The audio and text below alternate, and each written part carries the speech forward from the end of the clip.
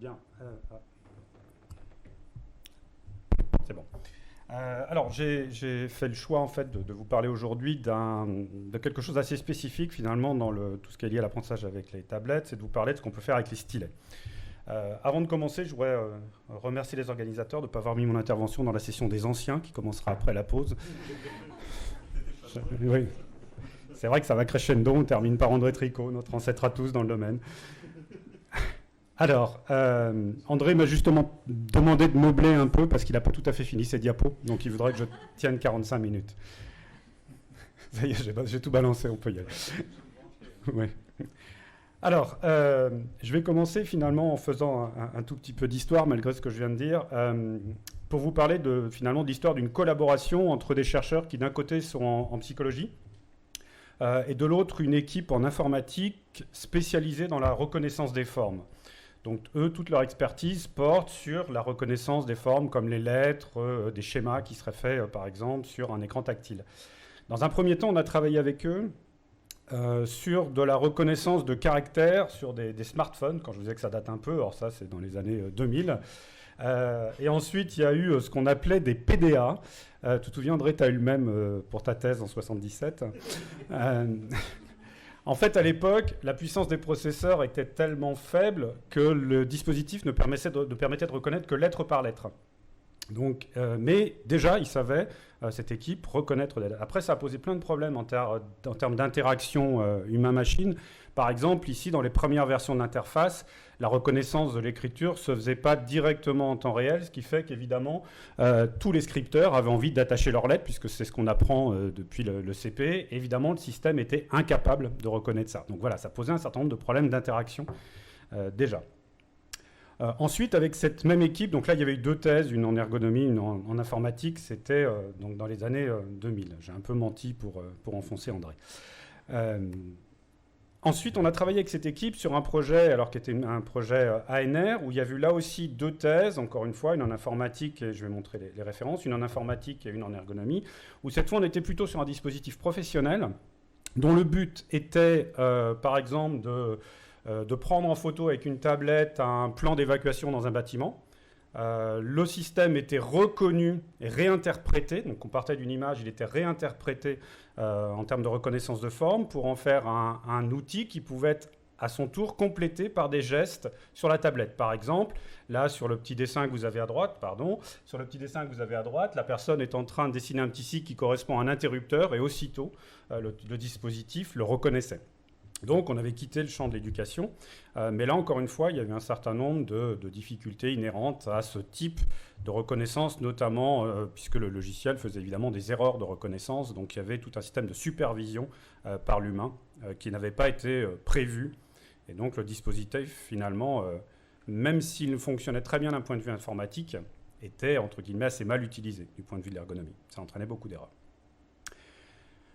Et donc ensuite, on est allé vers des aspects liés à l'éducation, et c'est ça que je vais détailler aujourd'hui. Donc on a travaillé toujours avec cette équipe dans le cadre des appels PIA, les premiers appels du PIA autour de l'e-éducation, autour d'un cahier pour l'aide à l'apprentissage de l'écriture à l'école. Donc il s'agit en fait encore une fois, d'un projet qui était collaboratif au sens où il y avait à la fois les académies, des enseignants, il y a eu plus d'une cinquantaine d'écoles impliquées dans ce projet de recherche, des informaticiens et puis une société, puisque c'était développé par une société, et un labo donc, qui est Loustic, qui est une plateforme de recherche sur les usages des technologies. Voilà, alors je vais vous dire quelques mots de cette application. Alors l'application s'appelle Caligo, puisqu'elle est aujourd'hui diffusée et commercialisée, c'est une entreprise. Mais avant d'être une application commercialisée, c'était en fait un projet de recherche. Donc ce projet, en fait, s'appuyait sur le savoir-faire de l'équipe informatique en termes de reconnaissance des formes. C'est-à-dire que pour le dire simplement, ici, l'enseignante de la classe pouvait dessiner un modèle de lettre, il était interprété au niveau informatique, et le dispositif était capable ensuite, en temps réel, de comparer la lettre dessinée par l'enfant au modèle de l'enseignant. Alors, je dois avoir une vidéo pour vous montrer en temps réel ce que ça donne. Ce qui fait qu'ici, en fait, on est capable, quand on fait ça, vous voyez là, donc l'élève dessine, le système est interprété, comparé au modèle de la maîtresse, et en fait, vous voyez en bas, il y a un feedback en temps réel qui lui est donné sur la qualité de sa lettre. Ça, un enseignant ne pourra jamais le faire, parce que quand il a 30 élèves à gérer, il ne peut pas être derrière chacun d'entre eux en temps réel. Et donc là, le dispositif, vous voyez, le dispositif donne des feedbacks, alors qu'ils prennent en compte la qualité de la forme globale, l'ordre de dessin des segments, etc. Et on voit un moment, l'élève, alors je ne sais plus si celui-ci, va rejouer, quand il va avoir un feedback, non, elle est peut-être passée un peu rapidement, l'élève est capable de rejouer soit le modèle de la maîtresse en dynamique, soit sa propre lettre pour les comparer. Donc ça, vous voyez ici, c'est l'exploitation finalement de ce qu'on peut faire en termes d'intelligence artificielle pour peut-être aider à la fois le travail de l'enseignant et le travail de l'élève, avec des feedbacks qui sont immédiats. Alors, il ne suffit pas de l'affirmer, évidemment, il faut le vérifier. Et donc, on a fait, alors, ce qu'on appelle, alors, c'est pas une étude expérimentale, c'est du quasi-expérimental, même si tout le dispositif avait été conçu avec des enseignants, on a tenu à le tester et à le tester à long terme. Dans l'étude que je vais vous présenter là, en fait, pendant 12 semaines, on a laissé les tablettes dans les classes. Alors, sans vouloir comparer le papier à la tablette, cette fois, puisque ce sont des vraies classes, de vrais élèves, un vrai programme, on considérait que la tablette était un outil en plus des autres outils. Donc, on n'a pas de stricte comparaison. Vous voyez, là, on est vraiment dans un autre objectif qu'un objectif purement de terrain, avec tous les risques que ça comporte. C'est-à-dire qu'évidemment, on ne contrôle plus rien de ce qui se passe. C'est-à-dire, si une enseignante de notre groupe tablette avait décidé de ne pas utiliser les tablettes, on ne le maîtrisait pas. Alors, on a ensuite... alors, le score que vous avez sur la gauche, c'est un score qui est calculé, en fait, par un algorithme informatique qui compare justement la qualité de la lettre à celle de l'enseignante. Donc, c'est un score de performance dans les lettres, puisqu'évidemment, il y en a très nombreux. Alors, c'est une étude qui a impliqué plus de 22 écoles, 250 élèves. Et on a distingué le niveau initial de l'élève. Alors, vous voyez qu'ici, donc on compare un pré-test, post-test, donc avant les 12 semaines, après les 12 semaines. Ce que l'on constate pour les élèves qui avaient plutôt un niveau faible, c'est qu'ils ont bien progressé, mais que la tablette n'a absolument rien changé. En revanche, pour le niveau intermédiaire, là on a un effet qui est intéressant, c'est-à-dire que là on constate que pour ces élèves, il y a une plus-value de l'outil logiciel. On ne retrouve pas du tout ces résultats chez les plus habiles, qui, eux, ne progressent pas, tout simplement parce qu'on atteint probablement une sorte d'effet plafond, c'est-à-dire que même si l'algorithme n'indique pas un score de 1, il est probable que les lettres qu'on utilisait étaient peut-être trop simples pour eux en termes de programme. Mais voilà, on voit bien qu'ici, on n'a pas eu un effet qui se généralise à tous les élèves. On a réussi à améliorer la qualité de l'écriture, mais uniquement chez certains élèves. Inversement, je dirais, et c'est aussi un autre résultat, on n'a pas eu d'effet négatif, parce qu'on pouvait s'y attendre dans l'écriture sur tablette. Ça a été évoqué par plusieurs personnes déjà aujourd'hui. Écrire sur tablette, c'est compliqué. Tout ce qui est friction, par exemple, pour vous donner une anecdote, il a fallu qu'on multiplie par 2 le budget sur les pointes de stylet, puisqu'en fait, tous les élèves nous ont cassé les pointes de stylet à force d'appuyer sur la tablette. Donc il a fallu faire un petit module pour apprendre aux élèves à ne pas casser les pointes de stylet, avant de leur apprendre à écrire. Donc voilà, c'est un des résultats qui montre que finalement on peut avoir des effets, mais que c'est des résultats qui ne sont pas généralisables à tous les élèves dans ce projet. Alors, on s'est ensuite intéressé dans le cadre d'un projet qui était de l'appel IFRAN. Donc vous en avez ici, je crois, aussi sur Toulouse. Donc dans l'appel IFRAN, on a obtenu le projet actif. Le projet actif s'intéresse aux apprentissages actifs et collaboratifs sur tablette au collège cette fois. Donc, vous voyez, on était plutôt en début d'apprentissage, là on va au collège. Sans rentrer dans les détails, puisque c'est un projet qui est assez important, on s'est en fait focalisé sur des systèmes qui encouragent les interactions entre élèves, enfin élèves-enseignants, tout ce qui est coopération, apprentissage actif, et encore une fois, c'est une sorte de fil rouge dans nos travaux, on s'intéresse à tout ce qui est feedback rapide, feedback automatique.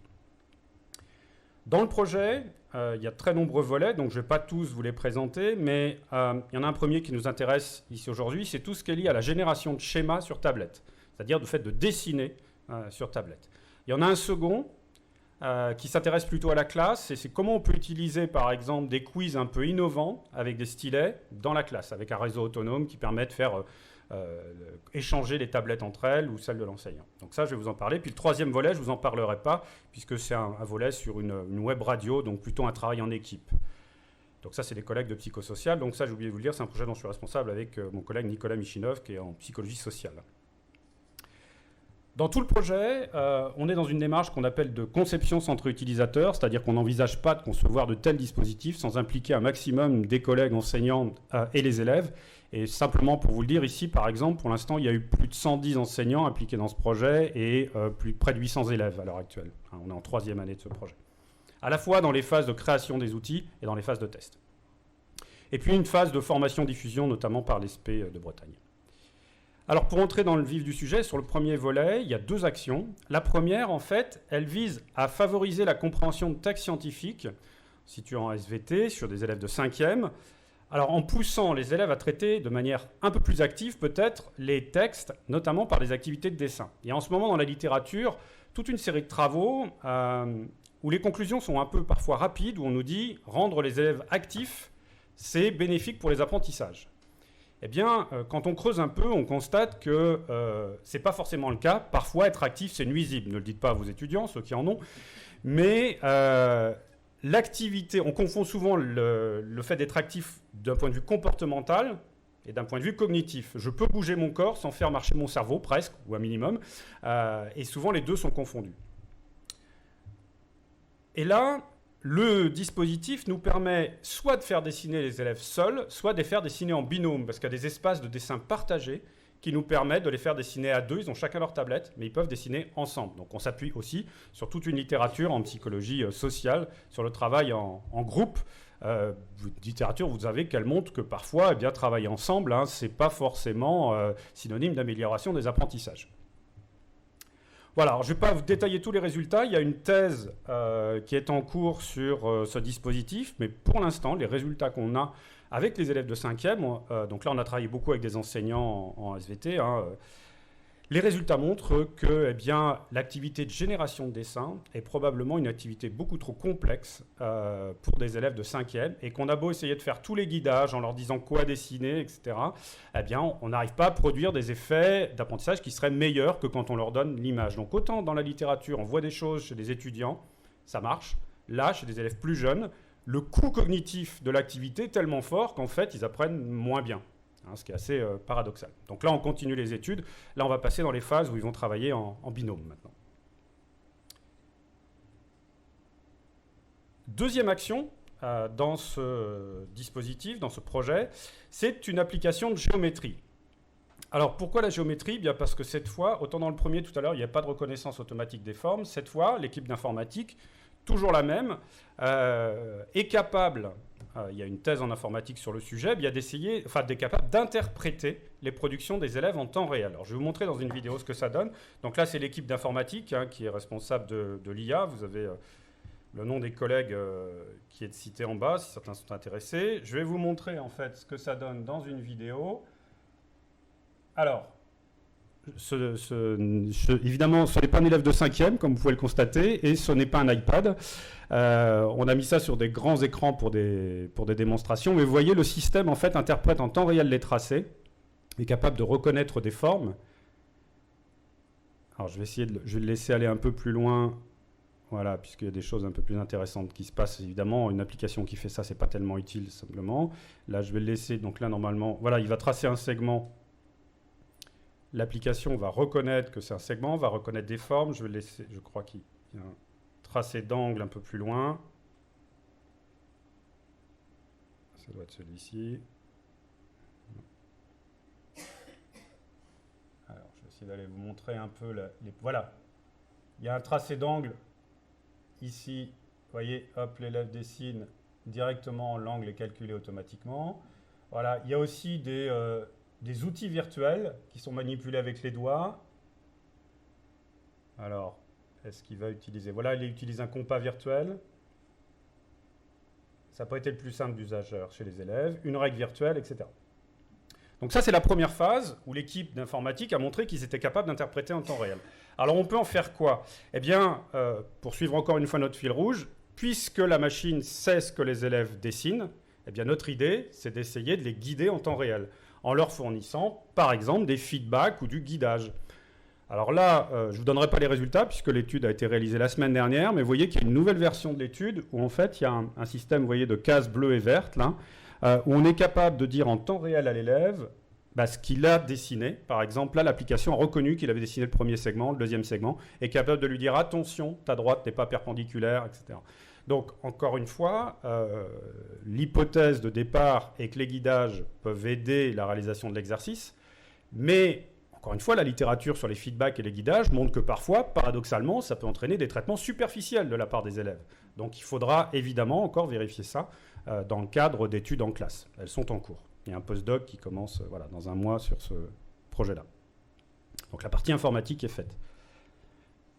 Dans ce même projet, on a une application qui est plus liée à la classe. Là, on était sur des élèves seuls ou en binôme, qui vise à créer en fait à la fois un outil logiciel, mais aussi un réseau autonome qui rendrait les tablettes et l'échange d'informations indépendants d'Internet, puisqu'on connaît les difficultés dans les collèges, à l'université aussi d'ailleurs, pour brancher 30 ou 40 tablettes en même temps. 5 minutes, ouais. Non, André m'avait dit 45.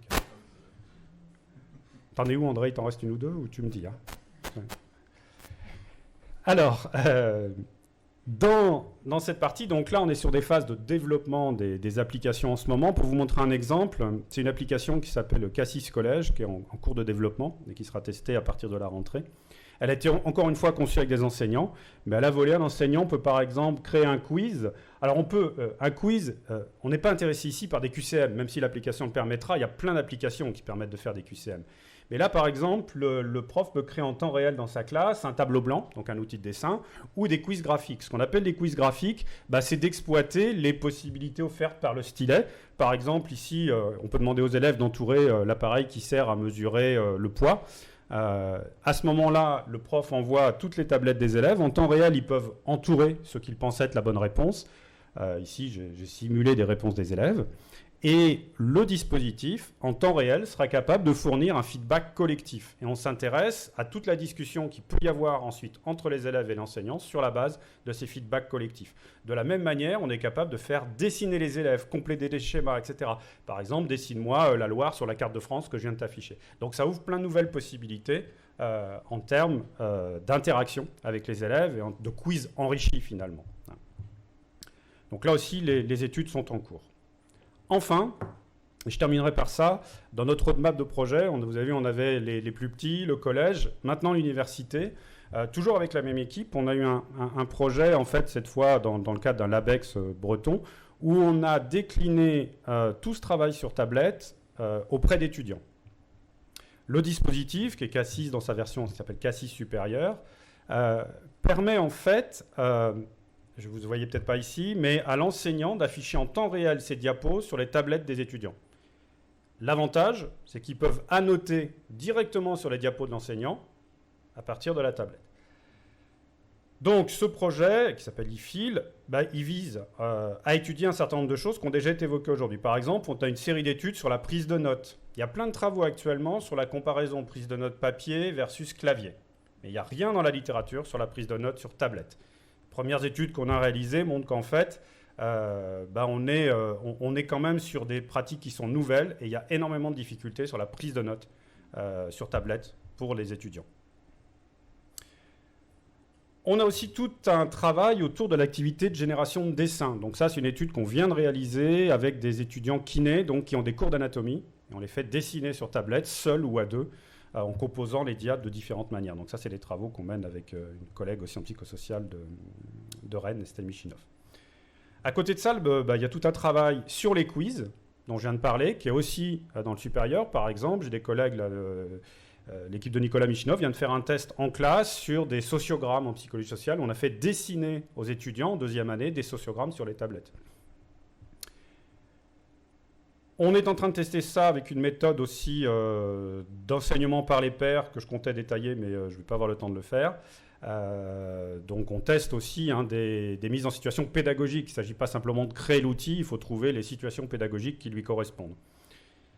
Et puis, ça aussi c'est une innovation en termes de ce qu'on appelle les learning analytics. Il y a une équipe d'informatique dans le projet qui s'intéresse aux traces qu'on peut recueillir, puisqu'à chaque fois qu'un étudiant prend une note, enfin des notes, ça génère des traces. Et bien là, on est en train de travailler sur un tableau de bord pour l'enseignant qui sait par exemple à quel moment la prise de notes se ralentit. Alors ça, après, il y a des choses plus classiques. Quel est le score à mes différents quiz? Est-ce qu'il a évolué d'une session à l'autre? Ça, c'est des choses que plein d'applications savent faire. Mais là, on a une sorte de trace de l'activité des enseignants. On sait aussi quelque chose qui est assez intéressant, si les étudiants sont désynchronisés par rapport à la diapo du prof, parce qu'ils ont cette possibilité de retourner en arrière pour prendre leurs notes. En temps réel, l'enseignant sait combien d'étudiants ont un retard de 1 diapo, 2 diapos, 3 diapos, ce qui est très mauvais signe quand on commence à voir que tout l'amphi se décale dans le temps. Voilà. Alors on a bloqué la possibilité d'aller voir les diapos après, puisqu'on se doute de ce que ça donnerait. Donc, mais pour l'instant, ils peuvent revenir en arrière pour leurs notes. Voilà, donc ça, c'est des études qui sont en cours également. Il y a une étude qui vient d'être terminée, juste pour vous monter un contexte d'apprentissage. Je terminerai par ça. Là, c'est des collègues de psychosocial qui ont testé ça dans un TD de master chez nous. Ils ont appris un logiciel à partir de la tablette. Ce logiciel, c'est Boris, un logiciel d'utilisation, enfin d'observation qui permet de coder les comportements qu'on utilise beaucoup en psycho. Et bien, dans ce TD, ils ont utilisé beaucoup de quiz graphiques où il faut cliquer sur l'interface, par exemple, pour faire ça. Et en fait, l'avantage, c'est que ça génère des cartes de chaleur, vous voyez comme ça, où l'enseignant sait exactement combien d'étudiants ont répondu à cet endroit-là, combien d'étudiants ont répondu à cet endroit-là. Il a utilisé, en l'occurrence c'est Nicolas Michinov ici, il a utilisé une méthode d'instruction par les pairs où on fait discuter les étudiants entre eux quand on a des quiz qui sont entre 30 et 70% de bonnes réponses, c'est-à-dire quand il y a un doute. Les quiz à 100%, ça ne sert à rien. Les quiz à 30, personne ne les sait, c'est le prof qui explique. Mais les quiz qui sont un peu intermédiaires, il les fait discuter entre eux. Ils ne donnent pas la bonne réponse. Et ensuite, ils reproduisent la réponse. Voilà. Bon, il travaille aussi sur là, les effets dans l'étude. Il a montré qu'il fallait avertir les étudiants que la réponse majoritaire n'était pas forcément la bonne. Puisqu'évidemment, il y a des collègues de psychosocial connaissent ça bien. Les étudiants, la deuxième réponse, ils ont tendance à tous dire puisque la majorité des gens dans le TD ont dit ça, je vais dire pareil. Mais la majorité peut se tromper. Je terminerai là-dessus. Je vous remercie de votre attention.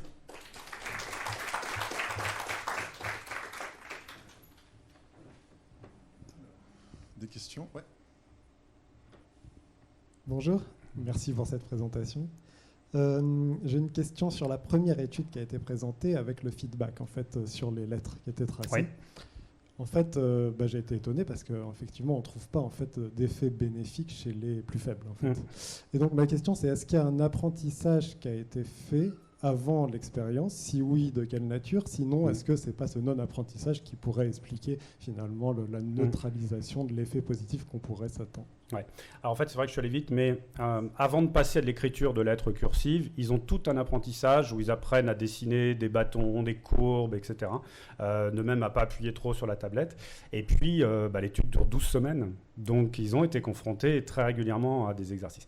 Alors, une de nos hypothèses, même si on n'a pas tous les éléments pour y répondre, c'est qu'en fait, justement, ces difficultés d'écriture sur tablette viennent se cumuler à des difficultés motrices pour ces élèves plus faibles. Et finalement, ça serait ça qui expliquerait l'absence d'effet. On pense qu'il y a deux effets antagonistes dans nos résultats. Il y a d'un côté le feedback et l'entraînement qui sont positifs, et puis de l'autre, la difficulté à écrire sur tablette. Et, visiblement, parfois, l'un annule l'autre. En tout cas, c'est notre hypothèse explicative.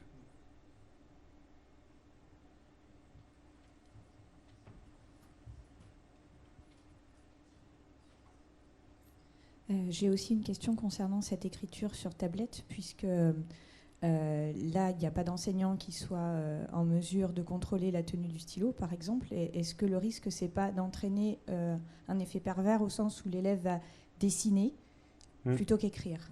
Alors, je ne l'ai pas dit, mais en fait, toutes les évaluations qu'on fait a posteriori sont sur papier. C'est-à-dire qu'on a bien mesuré déjà le transfert sur papier, parce que c'est un des risques. Le dispositif qu'on utilise, en fait, je ne sais pas si vous connaissez, c'est une tablette Wacom. En fait, c'est une sorte de sous-main qu'on va mettre sous le papier et qui enregistre la trace. Donc, on est capable de recalculer dessus. Donc ça a été vérifié, c'est bien un transfert papier. Et je ne l'ai pas précisé là, mais il y a une autre étude, toujours de la même équipe, où on a vérifié justement que toute la partie ergonomie physique, entre guillemets, de l'interaction, je crois que ça va être évoqué demain, est effectivement très importante parce qu'on a constaté des positionnements au niveau physique, cette fois des élèves, qui étaient complètement différents, avec poignets tordus, etc. Donc il a fallu que les enseignants, justement, corrigent en fait ces positions-là au départ. Mais on l'a repéré dès le départ, en fait. On a créé des situations d'observation dans d'autres études, pas dans celle-là, puisqu'on n'était pas dans la classe, dans celle-là, où on a montré effectivement que c'était une des limites possibles et qu'il fallait très vite apprendre aux élèves à écrire sur la tablette et à se positionner correctement, notamment parce que certains d'entre eux avaient peur de poser la main sur la tablette, puisque vous savez, sur certaines anciennes tablettes, quand on pose la main, ça écrit, ce qui n'était pas le cas ici. Mais ça, voilà, il a fallu apprendre aux élèves justement à apprendre à poser le poignet, par exemple.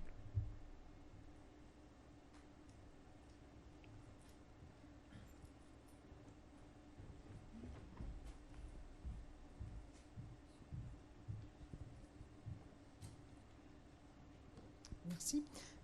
Quels sont alors toujours pour la même étude, quels sont les critères de réussite? Est-ce que la tablette ou le logiciel évalue la forme de la lettre? Est-ce que c'est le sens de l'écriture?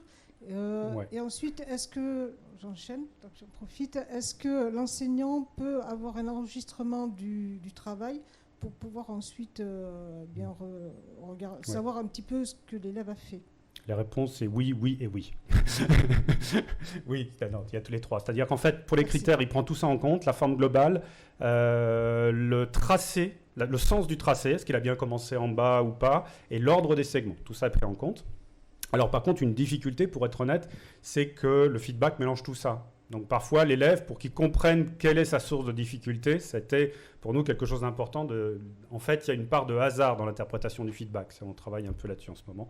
Et effectivement, l'enseignant peut quasiment tout faire avec, c'est-à-dire il y a toute une partie pour l'enseignant où il peut revoir les tracés des élèves. Il y a un suivi, je ne l'ai pas dit, mais un suivi adaptatif, puisqu'on sait qu'à les niveaux de l'élève, on peut lui faire rejouer certaines lettres et pas d'autres. L'enseignant peut recréer des modèles de plus en plus complexes. Là, on a montré des lettres, mais il peut aller sur des bigrammes, des mots, voire des pseudomots. Tout a été fait dans l'application.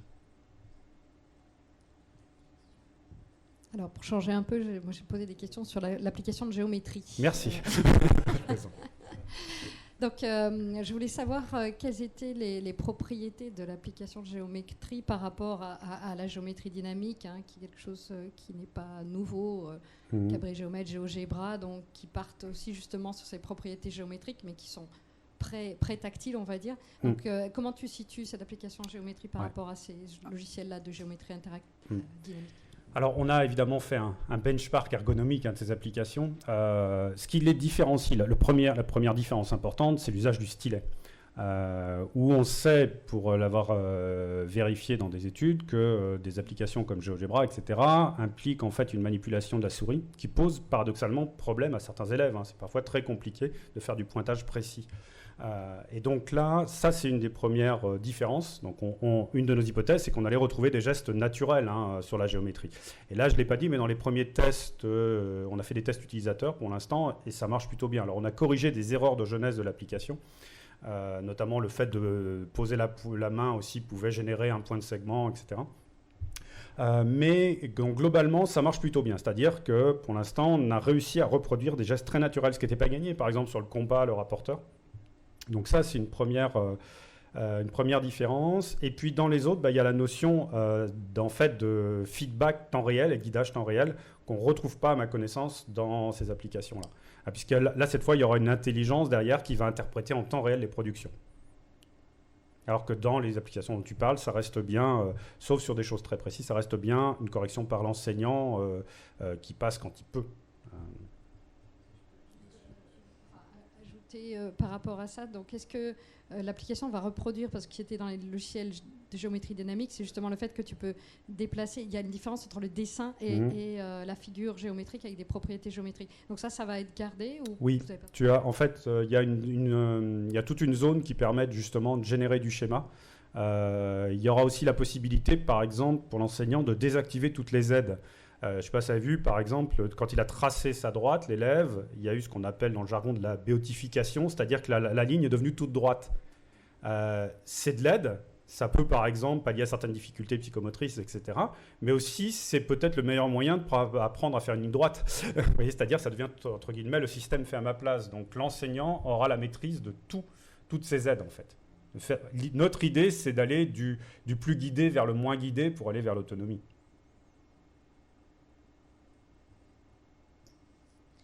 Alors moi j'avais une petite question, sur une autre étude encore, sur la partie dessin ou drawing. Enfin, voilà, tes études, tu as dit que finalement ça marchait pas bien. La question que je me posais, c'est est-ce que c'est le fait de faire un dessin qui marche pas bien, C'est-à-dire, est-ce que vous êtes parti de situations où vous savez que ça a été validé sur du papier, par exemple, crayon, pour d'autres publics plus âgés peut-être et dans d'autres situations? Ou est-ce que c'est un problème d'interface et d'utilisation, c'est-à-dire d'adaptation de l'interface aux besoins du dessin? Ou est-ce que c'est les deux niveaux pour toi qui posent problème? C'est un effet de génération qui ne marche pas? Ouais. Alors, c'est vrai que par exemple, dans toutes les études qu'on a réalisées, nous, avec des étudiants, on arrive à avoir des effets positifs de la génération dès lors qu'on les guide un peu. Une de nos hypothèses à l'heure actuelle, mais tu la connais partiellement puisque tu étais dans le jury de l'autre thèse, c'est qu'en fait, en faisant dessiner les élèves, on change peut-être leur représentation de la tâche. C'est-à-dire que cette fois, je suis là pour dessiner, je ne suis plus là pour apprendre et comprendre le texte. Donc tout notre travail à l'heure actuelle, c'est de leur faire des requêtes, à faire un dessin, mais tu n'as pas oublié un peu le texte. Pour vous donner un exemple, on a voulu les aider en mettant en gras des mots dans le texte, en disant ces mots-là, il faut les dessiner. Mais qu'est-ce qu'ils ont fait? Ils les ont bien dessinés, mais ils n'ont pas lu le texte, en fait. Ils ont pris que les mots en gras. Voilà, donc c'est toute la complexité. En fait, ce qu'on constate, c'est que globalement, les dessins sont de mauvaise qualité, pour le dire autrement. En fait, alors il y a deux choses. C'est qu'en accord avec les enseignants, on a pris une leçon qui n'était pas dans le programme classique, parce qu'on ne voulait pas qu'ils aient de connaissances, on voulait s'absorber. Alors ça vient, les tsunamis, ça vient pour certains en fin de 5e, début de 4e, dans ce qu'ils nous ont dit. Donc c'est à la fois un peu complexe, c'est une coupe qui est aussi complexe à comprendre. Donc il y a une difficulté de la tâche. Mais on a constaté aussi qu'ils se focalisent sur cette activité de génération, parfois aux dépens du texte. Une dernière question peut-être? Réaction? André, t'es comment là? T'en es où, André? T'es à la 41e? Ok, merci Eric encore. Je vous propose de faire une pause, un petit quart d'heure, 20 minutes, on est pas mal sur le timing, donc tout va bien. On peut reprendre vers 16h. Donc André, il te reste 20 minutes pour continuer tes slides.